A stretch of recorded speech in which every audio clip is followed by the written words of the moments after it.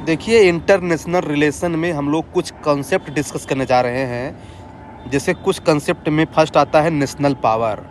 मतलब कि हमारा जो पावर है वो कई टाइप का हो सकता है, economic, political, technological, demographic, geographic, institutional.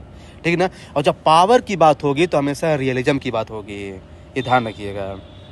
इसमें दो कंट्री ज़्यादा पावरफुल है, चाइना इकोनॉमिक और मिलिट्री में, यूएसए मिलिट्री और टेक्नोलॉजी में। पावर के कई सारे टाइप होते हैं, hard power, soft power, smart power. Hard power उसको बोलते हैं जहाँ पे हम सीधे इकोनॉमिक सैंक्शंस का यूज़ करें या फिर मिलिट्री फोर्स का यूज़ करते हैं, जैसे अभी रसिया यूक्रेन में कर रहा है, या फिर यूएसए जो सैंक्शन लगाता है रसिया पे। ये दोनों हार्ड पावर के एग्जाम्पल हैं। सॉफ्ट पावर वो होता है जब हम किसी को अट्रैक्ट करें, चाहे अपनी ब्यूटी से करें चाहे अपनी वैल्यू से करें, वो शॉर्ट पावर है। इसको जोसेफ राय ने दिया था। जैसे कोरियन पॉप कल्चर हो गया, कोरियन ड्रामा हो गया, इंडिया का डायस्पोरा हो गया, ये सब क्या है, शॉर्ट पावर है। लेकिन 21st सेंचुरी में हमको स्मार्ट पावर चाहिए जहाँ पे दोनों का यूज हो। जैसे यूएसए किया है ईरान के साथ है कि उसमें सैंक्शंस भी लगाता है, साथ में उससे डिप्लोमेसी से बात भी करता है। ये है बेसिकली। अब बात करते हैं नेशनल इंटरेस्ट की। देखिए, हर कोई कंट्री का है ना अपने नेशनल इंटरेस्ट को पहले प्रायोरिटी पर रखता है। आप देख लीजिए इंडिया का नेबरहुड फर्स्ट पॉलिसी है ना। तो देखिए क्या है कि नेशनल इंटरेस्ट जो है ना हमारे इंटरनेशनल रिलेशंस को ड्राइव करता है। फिर एक टर्म होता है बैलेंस ऑफ पावर, कि मतलब जानते क्या है कि जब कोई कंट्री ज़्यादा आगे बढ़ती है ना तो उसको बैलेंस करता है दूसरी कंट्री। जैसे कोल्ड वार एक परफेक्ट एग्जाम्पल है। हाँ, इसे है। फिर एक होता है नेशनल सिक्योरिटी, कि मतलब जो है ना कोई कंट्री पहले अपने नेशनल सिक्योरिटी को प्रायोरिटी में रखती है कि हमारे अंदर क्या चल रहा है, इसके बाद ही जो है ना वो दूसरे कंट्री से रिलेशनशिप रखना चाहती है। फिर दो टर्म आता है कलेक्टिव सिक्योरिटी, कलेक्टिव डिफेंस।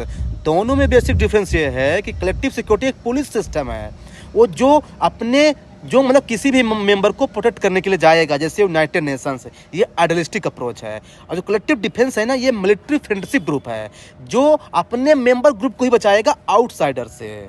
ये ध्यान रखिए, ये रियलिस्टिक अप्रोच है। जैसे कलेक्टिव डिफेंस एग्जाम्पल है नाटो, और कलेक्टिव सिक्योरिटी एग्जाम्पल है यूनाइटेड नेशंस।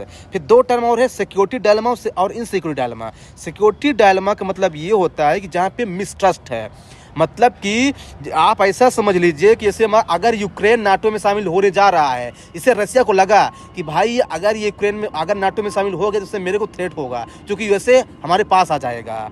तो ये हो गया सिक्योरिटी डायलेमा। इन सिक्योरिटी डायलेमा वो तो यहाँ पे फियर हो, वो कंट्री खुद फियर में है और दूसरे कंट्री से खुद डर रहा है, तो जबकि दूसरे कंट्री का ऐसा कोई मनसा नहीं है उसको बर्बाद करने का। Example north Korea, south Korea. North Korea अपने आप में डरता रहता है, न्यूक्लियर टेस्ट करता रहता है। ऐसे पाकिस्तान इंडिया से डरता रहता है। इसे बोलते हैं इनसिक्योरिटी डायलेमा बेसिकली। यही इनमें बेसिक डिफरेंस है। फिर है सीक्रेट डिप्लोमेसी और ओपन डिप्लोमेसी। ओपन डिप्लोमेसी मतलब ये होता है जहाँ पे जानते क्या है, सीधे बातचीत हो, ट्रांसपेरेंसी के थ्रू होती है। और सीक्रेट डिप्लोमेसी मतलब ये होता है